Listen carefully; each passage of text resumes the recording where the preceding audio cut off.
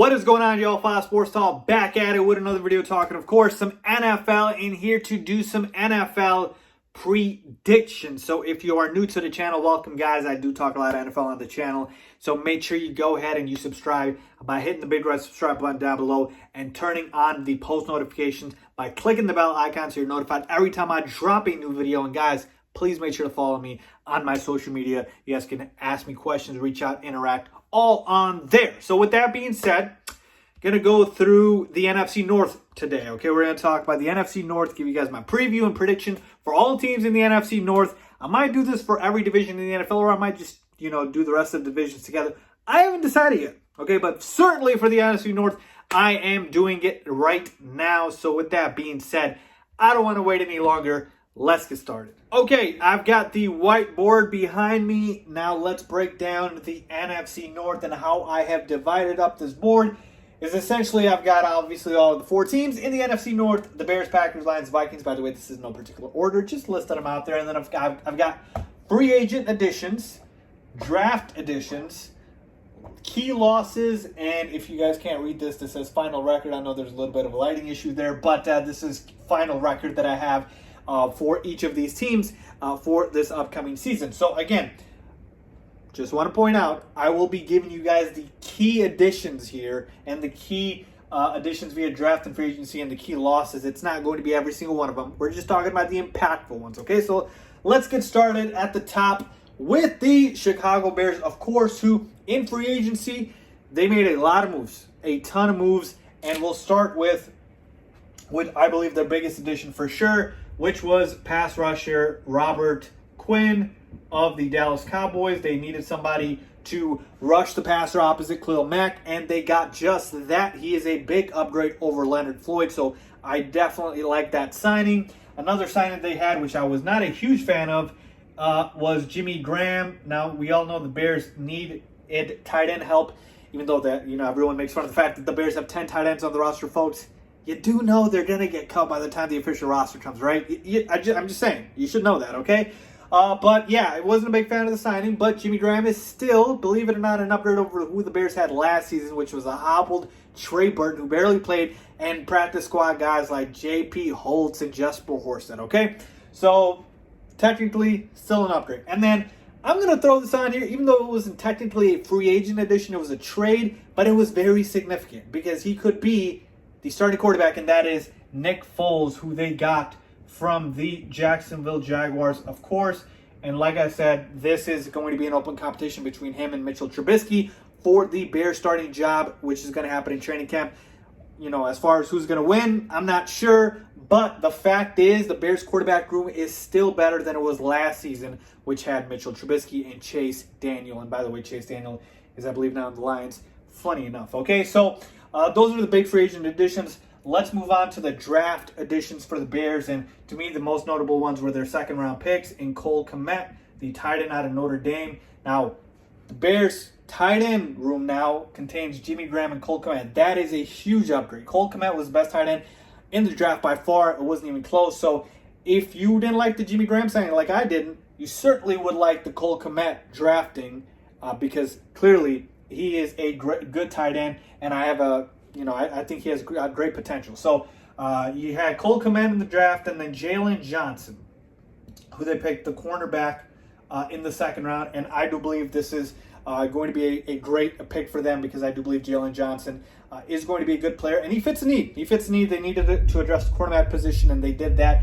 because they did lose Prince Mukamara. And speaking of losses, let's talk about those losses. So they lost Prince Mukamara.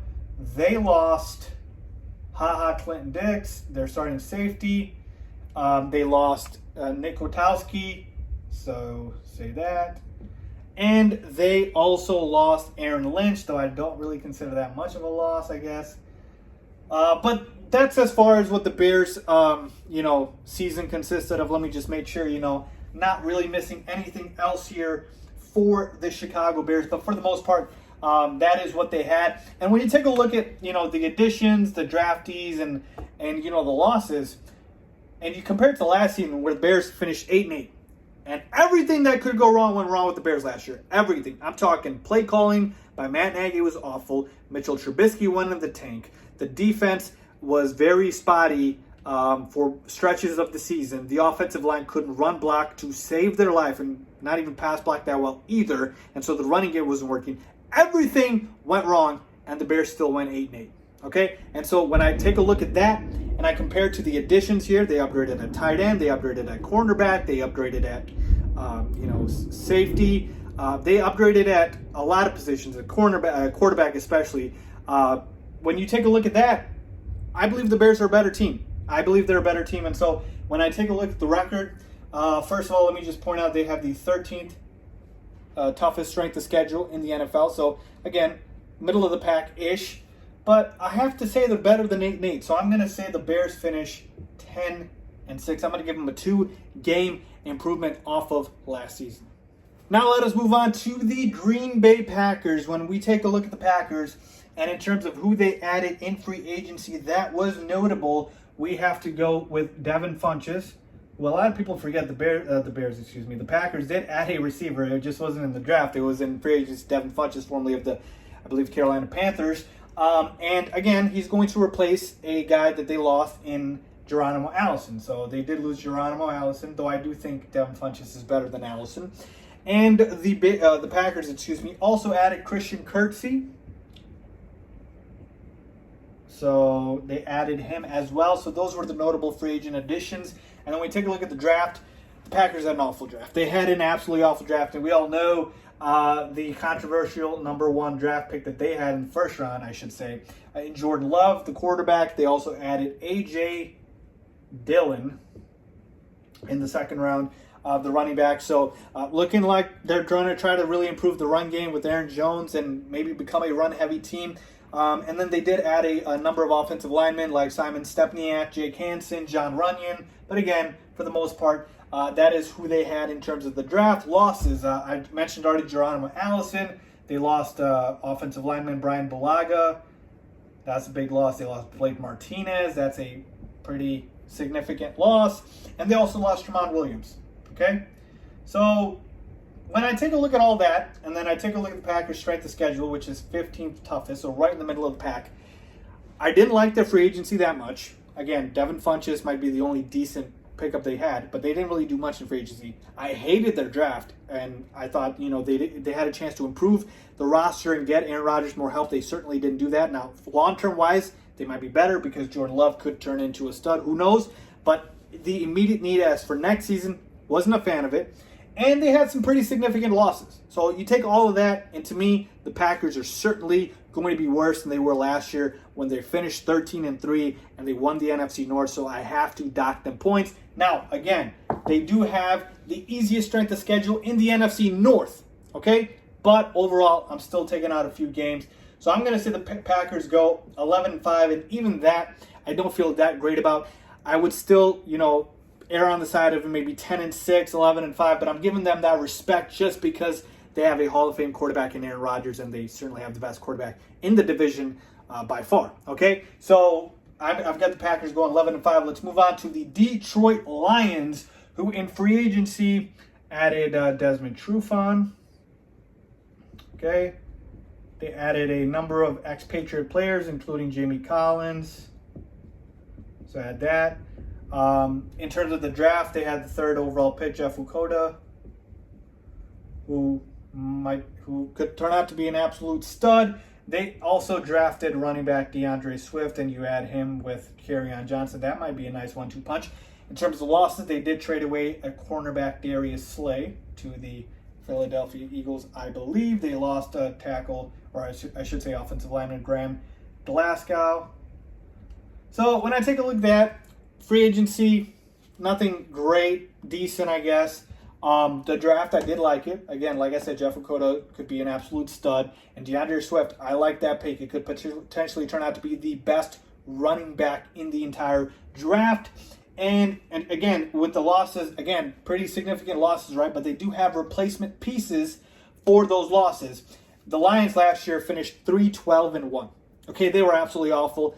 But a lot of that was because Matt Stafford was out for a lot of the year. Matt Stafford's going to be back, and that in itself is going to give him a huge boost. And just because of that, I have the Lions improving. Just because of Matt Stafford coming back, The one knock now is going to be the fact that they do have the 5th toughest schedule in the entire NFL, and certainly the hardest one in the NFC North. So I'm not going to say the improvement's going to be that much, but from 3-12-1, I will say the Lions improve to 2 games to 5-11, but still not that great. Okay, and finally, let's finish off with the Minnesota Vikings, who in free agency, they added Michael Pierce, their most significant addition in the draft. I love their draft. You had Justin Jefferson. You had Jeff Gladney. You had Ezra Cleveland. So shored up the offensive line there.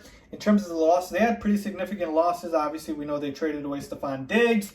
We know they lost Everson Griffin. They lost Linval Joseph. They lost Xavier Rhodes. So pretty significant losses. So didn't really add too much in free agency. Loved the draft. They had the best draft in the NFC North. And then the losses, kind of significant, not gonna lie, okay? Pretty big hit there. And the Vikings last year were 10-6. So to me, when I take a look at the overall, moves for the Lions in the offseason, I'll say they pretty much stayed where they are, or if not, maybe got slightly worse just because of the losses, but not too significantly. So if I had to go with the Lions, and again, they have, I believe, the Vikings, I keep saying the Lions, the Vikings have the 10th toughest strength of schedule, and so I've got the Vikings going 9-7. Okay, so there you have it, folks. My record for all teams in the NFC North. I've got the Bears at 10-6, the Packers at 11-5, the Lions at 5-11, and the Vikings at 9-7. Now, keep in mind, because you might have forgot this year, the NFL is going to have one extra playoff team, okay? One extra playoff team, and while the NFC North might not be the toughest division anymore like it was in years past, I think the NFC West is very tough. You take a look at, other divisions, AFC North is improving as well, but one additional team is going to make the playoffs. So there is a chance that the NFC North could have 3 playoff teams. So it's going to be very, very close between, I believe, the Bears, Vikings, and Packers. Sorry, Lions fans. But I do believe it's between those 3 teams, obviously. And as far as, who can win the division, it could be any of those 3.